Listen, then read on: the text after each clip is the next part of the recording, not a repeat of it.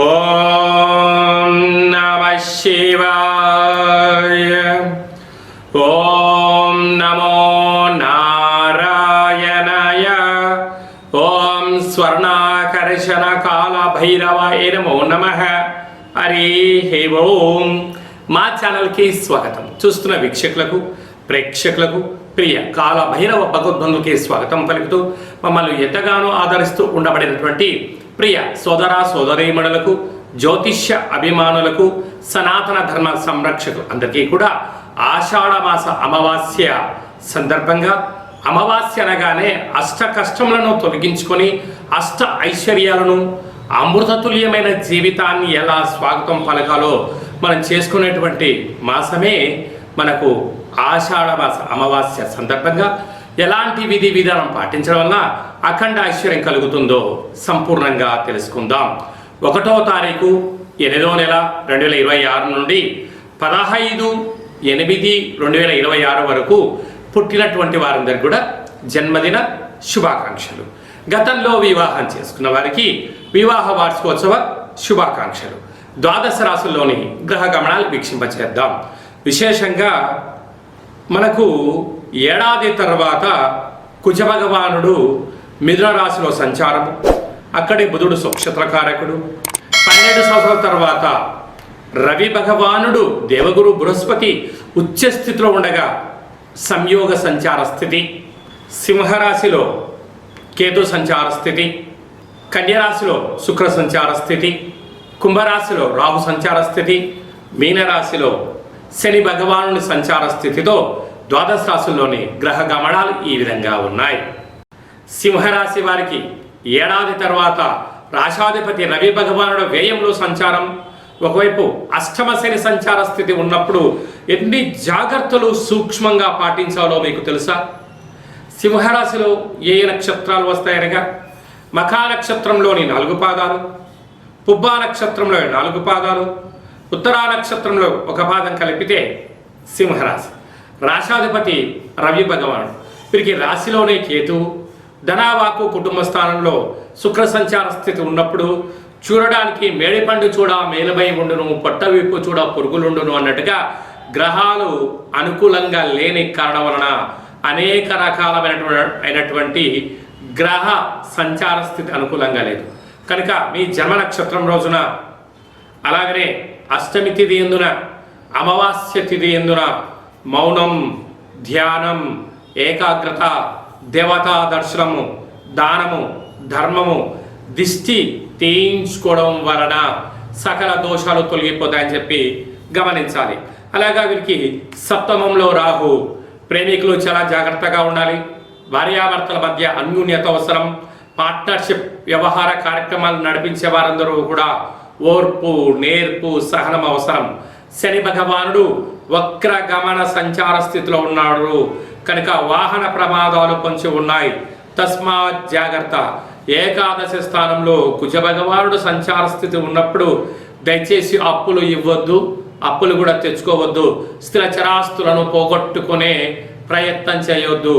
అలాగనే వ్యయంలో రవి భగవానుడు ఖర్చు స్థానంలో సంచారం చేస్తున్నాడు. అక్కడే దేవగురు బృహస్పతి ఉన్నారు కనుక ఏదైనా మీరు తెలిస్తేనే చేయండి, తెలియలేదు పెద్దవారి యొక్క సలహాలు కూడా అవసరం. కనుక తప్పక సూర్యారాధన, ఈ అమావాస్య తిథి అందున కూష్మాండ దీపము, దిష్టి తీయించుకోవడము అదృష్టాన్ని కలిగిస్తుందని చెప్పి గమనించాలి. ఆగస్టు మాసంలో ప్రథమార్థంలో ముఖ్యమైన పండుగల గురించి క్లుప్తంగా, సవివరంగా, సంపూర్ణంగా తెలుసుకుందాం. 6వ తారీఖు 8వ నెల 2026 ఆషాఢమాస కృష్ణపక్ష బహుళ అష్టమి గురువారము, భరణీ నక్షత్ర సందర్భంగా మనము బహుళాష్టమి అనగానే విశేషంగా క్షీణచంద్రుడు ఉండడం, భైరవ స్వామివారి స్మరణ ధ్యానం వలన సకల అష్ట కష్టాలు తొలగిపోతాయని చెప్పి గమనించాలి. కనుక కాలాష్టమితో సమానమైన అష్టమి కనుక ఇంట్లో ఒక కుష్మాండ దీపాన్ని వెలిగించడం, ఇంటికి దిష్టి తీసి పాల్గొట్టడం వలన సకల అష్ట కష్టాలు తొలగిపోతాయని చెప్పి గమనించాలి. 12వ తారీఖున ఆషాఢమాస బహుళపక్ష అమావాస్య పుష్యమి ఆశ్లేష నక్షత్రంతో కూడుకున్నటువంటి బుధవారం రోజు అమావాస్య సందర్భంగా మనకు కులదేవతలు, గ్రామదేవతలు, ఇష్టదేవతల యొక్క స్మరణ, గతించిన పెద్దవారికి ఆ రోజు వారిని స్మరించడం, వారికి తర్పణం వదిలిపెట్టడం లాంటి కార్యక్రమం చేయడం వలన సకల అష్ట కష్టాలు కూడా తొలగిపోతాయి.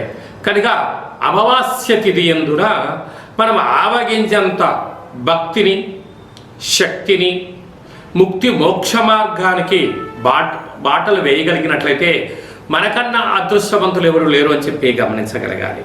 ఆషాఢమాసం అనగానే మనకు ఈ భూమండలం అంతను కూడా వర్షాకాలంలో జరుగుతూ ఉండబడిన కాలం కనుక ఇంటిని మనం ప్రతిరోజు శుద్ధి పెట్టుకునేటువంటి కాల సమయంలో పసుపేసి అందులో ఉప్పేసి క్లీన్ చేసుకోవడం, ఇంటి సింహద్వారాలకు పసుపుతో అలంకరించడం, అలాగే ముగ్గు పెట్టడం వలన గ్రామంలో ఉండబడినటువంటి అంటే బయట సంచరించే క్రిమి కీటకాలు మన గృహంలోకి రావు అని చెప్పి కూడా గమనించాలి. అలాగనే ఇంటిలో కులదేవతల, గ్రామదేవతల, ఇష్టదేవతల స్మరణ, కూష్మాణ దీపము ఇంటి యజమానికి నరదృష్టికి దిష్టి తీసి బయట వేయడం వలన సకల గ్రహ దోషాలు తొలగి ఐశ్వర్యం కలుగుతుందని చెప్పి గమనించాలి. ఇలా కుదరలేనటువంటి వారు ఈ కింది నెంబర్ సంప్రదించినట్లయితే ఆ అమావాస్య తిథి యందు ఎలాంటి విధి విధానాలు పాటించాలో సవివరంగా సంపూర్ణంగా తెలియచేయడం జరుగుతుంది. అలాగనే మీ వ్యక్తిగత జాతకం తెలుసుకోవాలనుకుంటున్నారా? మీ యొక్క పేరు, పుట్టినటువంటి తేదీ, నెల, పుట్టినటువంటి సంవత్సరం, సమయాన్ని రాసి వాట్సాప్ ద్వారా పంపించగలిగినట్లయితే 100 సంవత్సరాల జాతకాన్ని వ్రాసి మీరు పుట్టినప్పుడు గ్రహ గమనాలు ఎలా ఉన్నాయి, ప్రస్తుతం ఎలా ఉంటున్నాయి, భవిష్యత్తులో ఎలా ఉండబోతున్నాయో 100 సంవత్సరాల జాతకాన్ని సవివరంగా సంపూర్ణంగా వ్రాసి మీకు వివరిస్తూ అష్ట కష్టాల నుంచి ఎలా బయటపడాలి, అష్టైశ్వర్యాలకు స్వాగతం ఎలా పలకాలో తెలియజేయడం జరుగుతుంది. అలాగనే చాలామందికి పుట్టినటువంటి కాల సమయంలో డేటా ఆఫ్ బర్త్లో లేనటువంటి కారణం వలన మీ పేరు యొక్క మొదటి అక్షరాన్ని అనుసరిస్తూ రాశిని తెలియచేస్తూ రమణ శాస్త్రం ద్వారా అనగా గవ్వళ ద్వారా కాళభైరవ ఉపాసన చేత భూత, భవిష్యత్, వర్తమానాన్ని తెలియజేయడం జరుగుతుంది. ఈ కింది నెంబర్ని సంప్రదించి అపాయింట్మెంట్ తీసుకొని సంప్రదించగలరు. అందరికీ ఆషాఢ మాసంలో అమ్మవారి యొక్క కృప కటాక్ష వీక్షణలు, అందరికీ మంచి ఆయురారోగ్యాలను, విద్యార్థులకు విద్య, ఉద్యోగస్తులకు ప్రమోషను, వ్యాపారస్తులకు వ్యాపార ఆకర్షణ, రాజకీయవేత్తలకు మంచి అవకాశాలు కలిగించాలని మనసారా కోరుకుంటూ ఆశీర్వచనం. ఓం శతమానం భవతి శతాయ పురుష సతేంద్రియ ఆయుష్యేవేంద్రియే ప్రతిష్టతి ధనం ధాన్యం బహుపుత్రలాభం శత సంవత్సరం దీర్ఘమాయు సర్వే జనా సుఖినో భవంతు లోకా సమస్తా సుఖినో భవంతు సర్వం కాళభైరవ దేవతార్పణమస్తు. హరి ఓం. ఈ వీడియో మీకు నచ్చినట్టయితే లైక్ చేయండి, షేర్ చేయండి, మా ఛానల్ సబ్స్క్రైబ్ చేసుకోండి. ఆధ్యాత్మిక భక్తి సమాచారాన్ని భగవద్బంధులకు, మిత్రులకు, స్నేహితులకు చేరవేసి హిందూ ధర్మాన్ని కాపాడండి.